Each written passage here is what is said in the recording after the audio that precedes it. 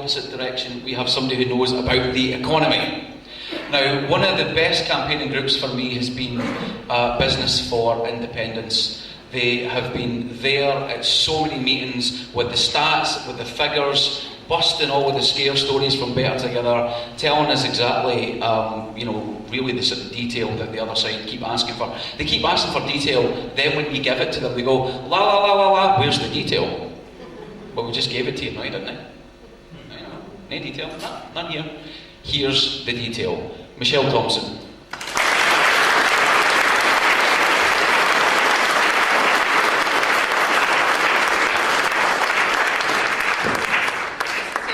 But it always happens to me where I have to put the mic down to my height.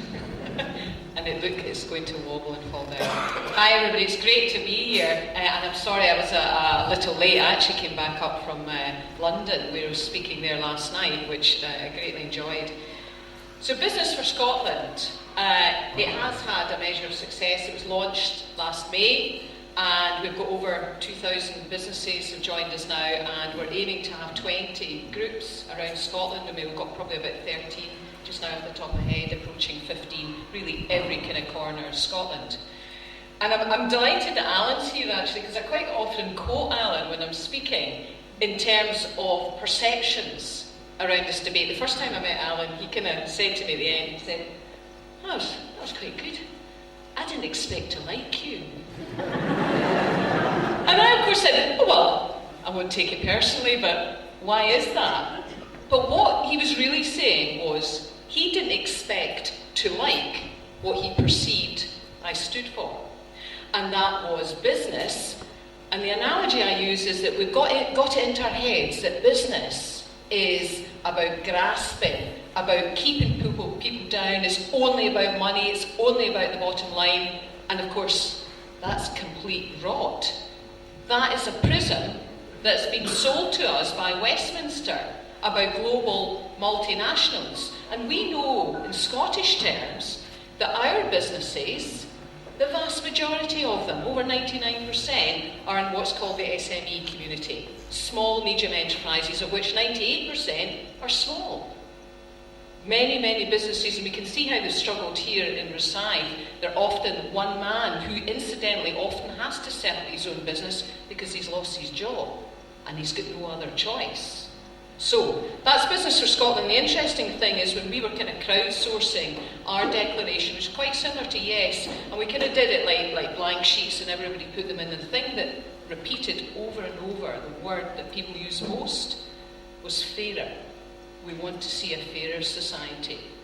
And I thought that was quite interesting, so thanks for letting me quote you, Alan. The economy, the first thing I'd say to you in terms of key messages, now depending what age you are, I mean, I know I was brought up literally to believe that Scotland was too poor. Aye, of course it was too wee and it was too stupid as well, but absolutely it was too poor. And it's remarkable that we look back, that we were sold this dud for years upon years upon years. And let me tell you, by any measure, Scotland is not too poor. In fact, by any measure, Scotland is a wealthy country. Some stats for you. If you look at the OECD by a measure, I think, called GDP per head of population, basically the sum of all your output. If we were independent today, we would be the 14th wealthiest country. And the UK sits at 18th. Now I'd like to point out in terms of that figure, that's just based on what we're doing at the moment.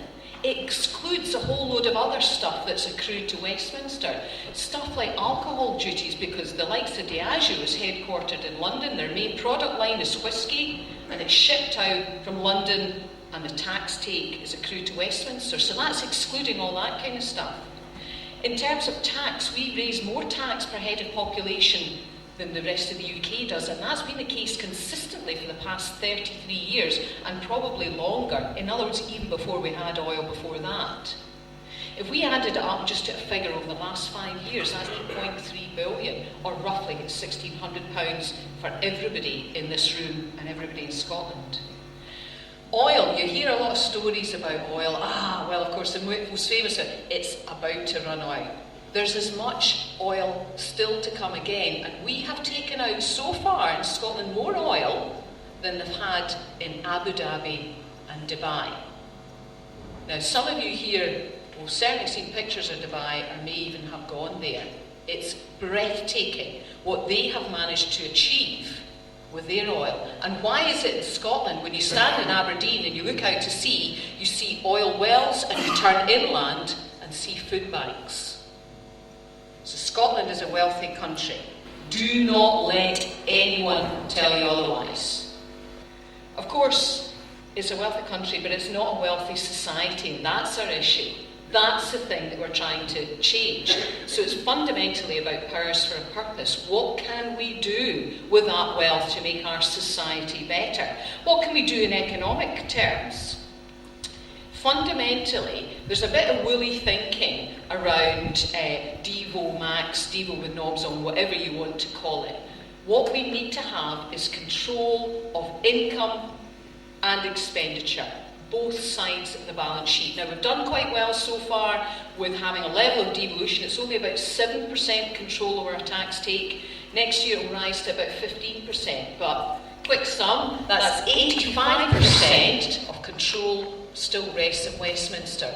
And if you look at the Devo kind of packages that are on offer, Nick Clegg came up and said, well, what we could do is we could devolve capital gain tax and inheritance tax to you. That's 1% of our tax take. And it was quite ironic, I thought, because he was saying, oh, that's a biggie, isn't it? Because inheritance tax is a biggie in London and South East. He obviously didn't even know it was only 1%. The Labour Party proposals, when they came out, we had a bit of a laugh in the office and said, well, what does that mean in terms of, like, trying to make sense of it? Because sometimes you think, what difference would that make?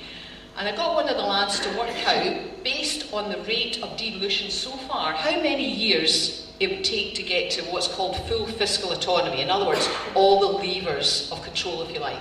And the sum came out as 170 years. Who here can wait 170 years to remove 1 in 9 of our children out of extreme poverty and 1 in 5 just in common or gardener poverty? I know I can. Oh, and incidentally, the Tories actually did better, but their figure came out at 1 in 100 years. So, what sort of thing might we want to do? Let's not forget, so we know we've got oil, but Scotland's economy is roughly as strong as the rest of the UK, even if we had no oil whatsoever. We've got incredibly strong other sectors, and that could be much, much more. We know tourism is a bonus. We know education is a bonus, and I'm talking about all the students that are dying to come to our excellent universities. We talked about whisky, in fact, the whole kind of food and drink. We know financial services is strong. We know manufacturing is strong, but nowhere near strong enough, because we kind of let that fall by the wayside. We know renewables offers massive potential, and the good thing about Scotland is the waves just keep on coming and the rain just keeps on coming. Always look on the bright side. Brand. Scotland, the brand. It's sometimes hard to detach ourselves from where we are and almost take a step back, as though we were from the outside looking in.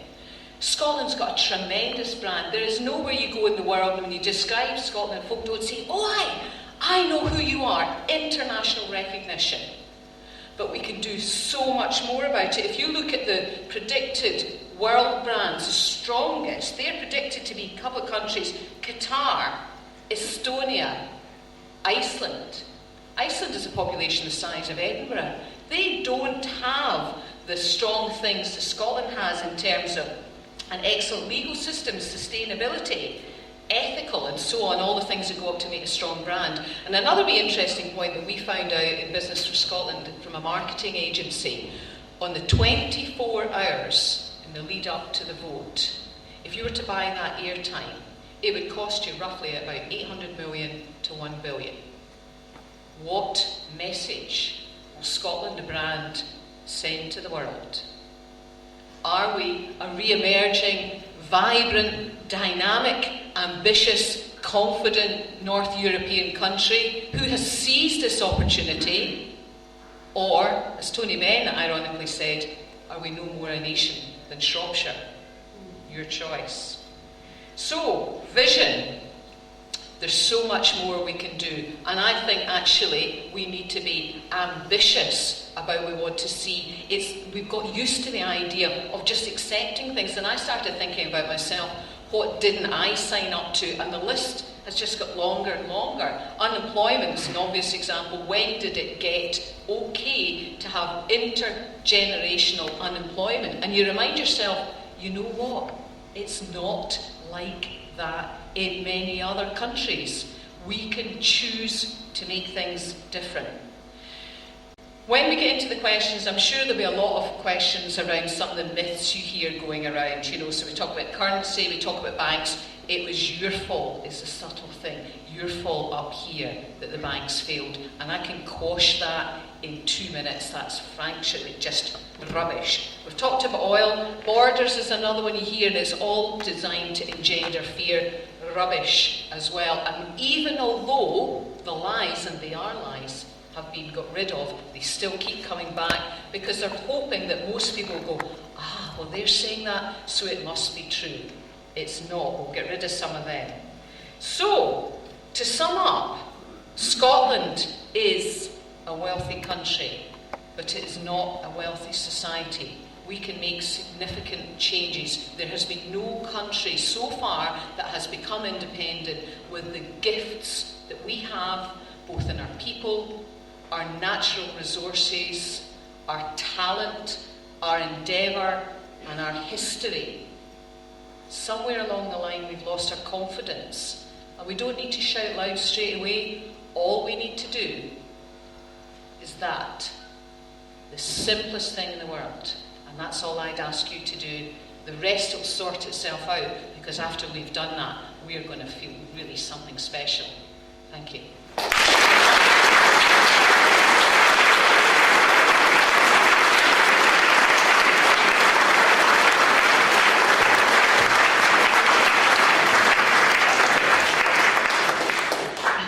Michelle, where's the detail?